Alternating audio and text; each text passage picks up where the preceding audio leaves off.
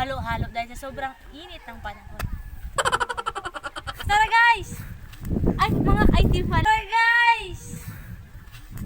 Ay, mga item pala. Tao po! Tao po! Pabili mo ng halo-halo?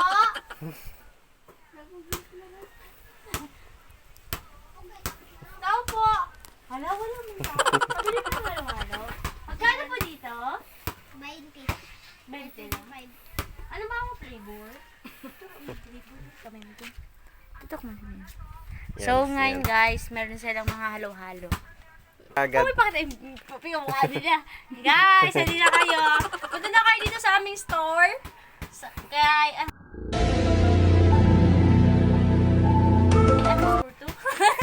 meron dito ang store guys na pwede niyong bibilhan ng halo-halo.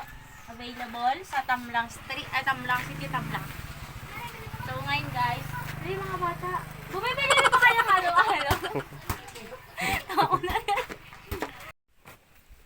So makikita niyo guys, may mga kambing kami dyan. Yan. Mga alaga ni Aya. Alaga po yan ng aking kapatid na sumusunod sa akin na kambal. Halina kayo guys. Ganito ang tamang pagkayod ng buko. Ilapit mo sa kayod. Ingatan lang natin na hindi guys na kayod ang yung kanyang. Pwede ba ilayo mo sa akin to? Ayoko makita ito. Maita ulo ko. Para hindi sarap pa rin. Guys, pauwi na kami. Puno na yung aming lalagyan. Ay, kalahati na yung aming lalagyan.